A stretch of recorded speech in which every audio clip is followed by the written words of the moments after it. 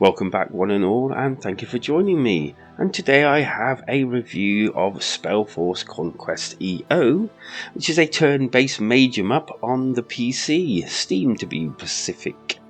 And don't forget to like and subscribe for weekly video updates and more reviews. Now without further ado, let's get going, shall we? Story. As a mage, you receive a troubling letter and a flute from your mage master. And upon a little investigation, you then end up in a mysterious plot that soon twists into a tale of revenge. It's not a bad story, and to be honest with you, it kind of reminded me a little of my old days playing D&D as a kid. There is, however, a fair amount of reading to be done during the game, and it's actually not voiced, which was a bit of a shame, but the low price of the game, I kind of didn't think it would be. Gameplay. SpellForce is the latest game from the SpellForce series. Whilst playing it, I did have really big Heroes of Might and Magic vibes, and well, Heroes of Might and Magic are some of my favourite games of all time, and luckily this captured that feel, and trust me, that's a good thing. For all those newcomers to the genre, this is a turn-based combat strategy game, one with story elements that give you multiple choices within the story, plus the choice to fight or run from battles. Within the battle system, you can either choose to automatically have the battles fought for you.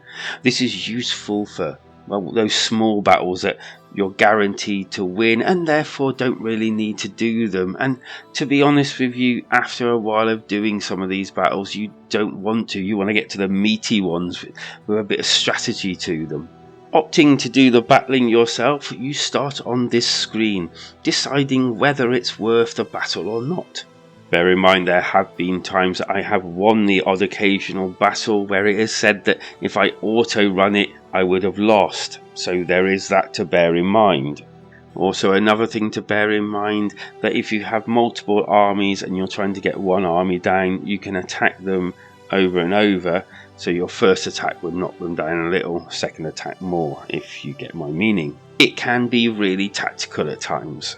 But this can be a very risky tactic, as obviously you're destroying your armies. Okay, so within the battles you choose where you want to move and what attacks your troops will deliver. It's not over complicated and felt good to use, as most available actions are all at hand, from casting a spell, shooting arrows, or the good old get down to basics fisticuffs. It was admittedly quite easy to get into that battling mindset. While we're on the subject, you can do other things like buy soldiers and level them up and embody them with abilities. And just like the combat, the game is played in turns. Each turn you have many different things you can do, and then you end your turn. Now, what you can actually do is move your characters around, interact, battle. You could also research things like spells. There are many that you can research, then you click on them once they're researched. Obviously the research takes turns to do, and then it takes turns to get that spell to activate. Then there's alignments, there's workshops and all that you create, little rooms within your building, and then these give you additions to what you can make and create and cast. You can sell items that you found and gotten, shall we say. You can hire goons. Again, this takes turns to do, and obviously you've only got a certain amount of slots to do it. And then you can create new creatures as well. These are done kind of, I don't know, I kind of like the way it's done, but you have to find different elements, otherwise you can't actually build anything. And again, these all go up here and you have to wait turns for it to, create them. But then they get added into your army, and then you can look at each of them, use them as you wish, and yeah, there's a pretty decent amount of goodness that you can get out of this. Travelling is done on a map, revealing itself more and more as you go. all done by mouse and keyboard, and it kind of felt good to control. There are different tactics that you can use to open up more areas, like creating wisps so that they can go and scout out areas around your citadel, and therefore having less of a risk for your own troops.